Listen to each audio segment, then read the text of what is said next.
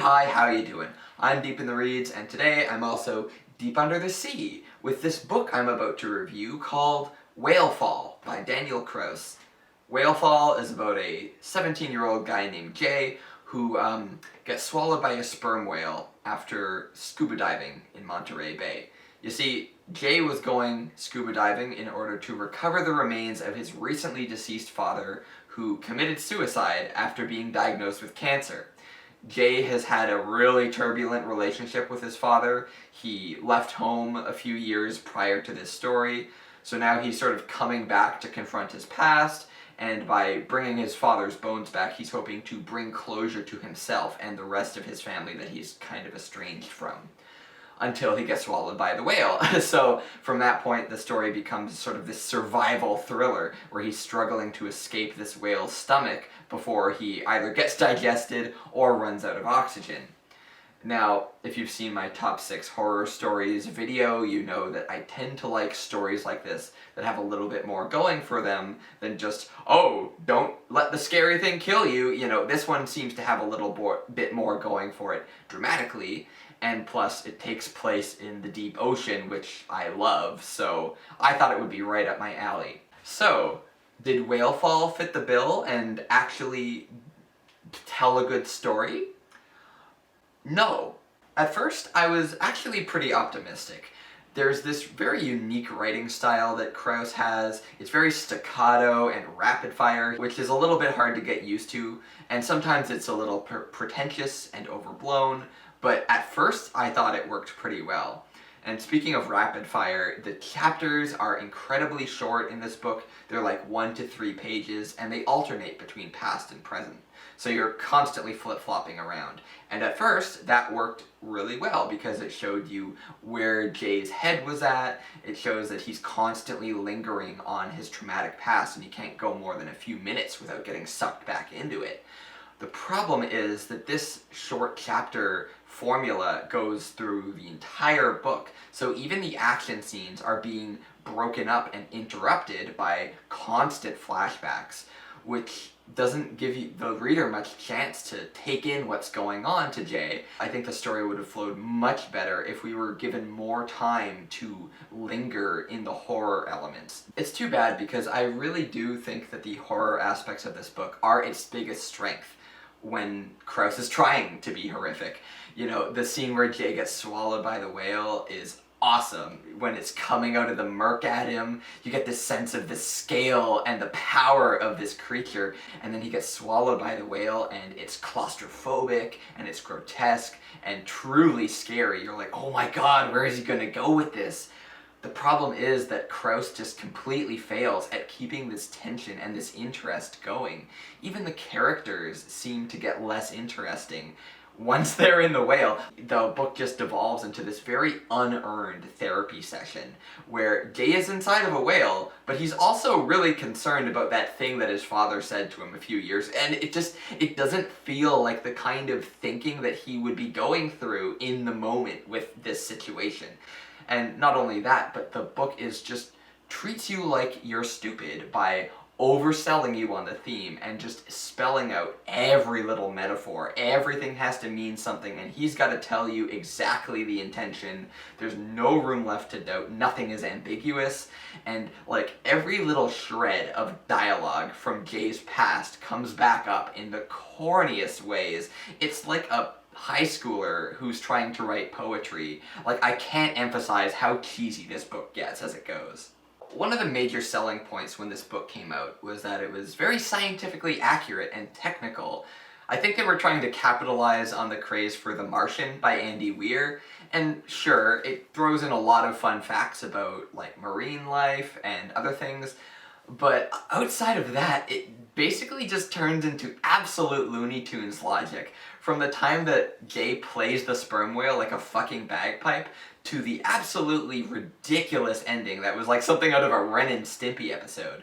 Now, all of those things would be awesome if this book didn't take itself so fucking seriously. It's so humorless and pretentious, so you're less able to forgive it when it becomes absolutely ridiculous.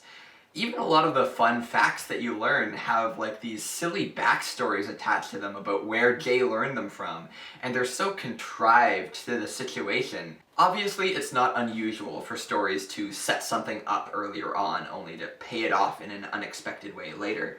But I'm telling you, Kraus abuses the bejesus out of this tool. It's just constant contrivance, one after the other. And it doesn't stop with the flashbacks, because every time Jay needs something, he finds exactly what he needs just in the whale's stomach.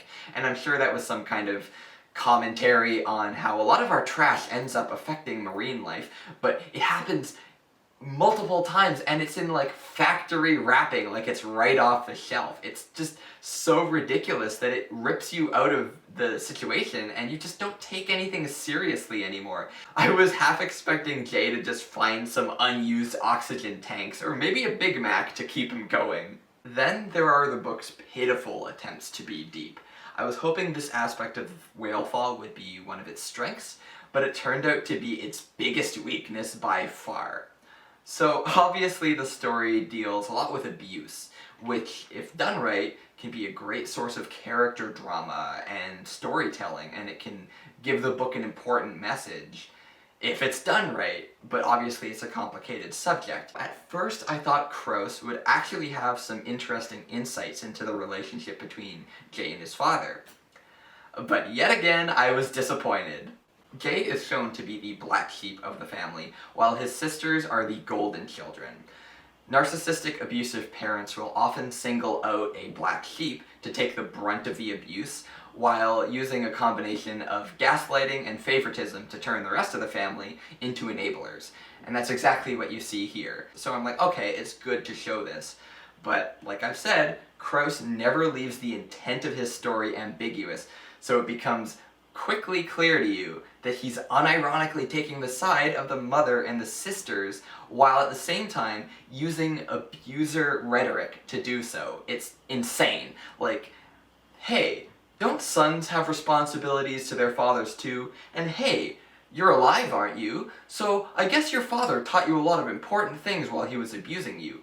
You should be grateful. Like, what the hell is this guy doing? This book is supposed to be about closure, yet he turns it into this apologist narrative that just downplays what Jay went through and blames him for having the strength to walk away from it. Let me tell you something, and don't mind my soapbox rant here, but I gotta get this out. Leaving an abuser is one of the hardest things a person can do, even if they have financial resources and a strong social support network. Yet Jay is a minor, and he still has the courage to leave. Yet here his family is being like, oh, won't you visit your father, Jay? He has cancer. Won't you bring this family back together, Jay? And it's like, it's the father's fault, not Jay's, that the family is broken up, first of all. Second, it's up to him if he wants to visit his father. If he doesn't want to, fuck off, okay?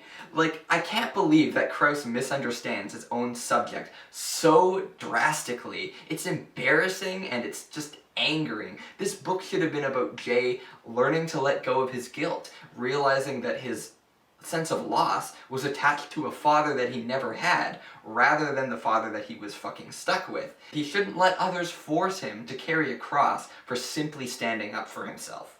You might be thinking, hey, well, at least you cared about the main character, right? And I did at first, but unfortunately, as it goes on, Jay becomes less interesting and less realistic. He just doesn't seem like a well-rounded character anymore, so by the end, I didn't care about what happened to him either. I could go on and on about the ass-backwards, absolutely toxic perspective that this book takes, but I'll leave it there. It was a very cheesy attempt at a serious thriller with a rotten message. I give it a 3 out of 10.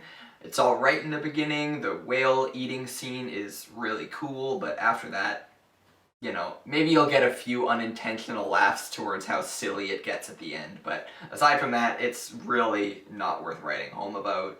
I do realize that this is a very popular book, so if you disagree with me, I totally understand, and I'd love to hear from you. Like, if you've read Whalefall, regardless of what you think, we can maybe start a discussion in the comments below or something, I don't know. But, yeah, that's my review. It may be a little while before I do another one because I'm going to Peru next month, but yeah, I'll leave it there. Hope you enjoyed my rant, and I will see you whenever my next time is.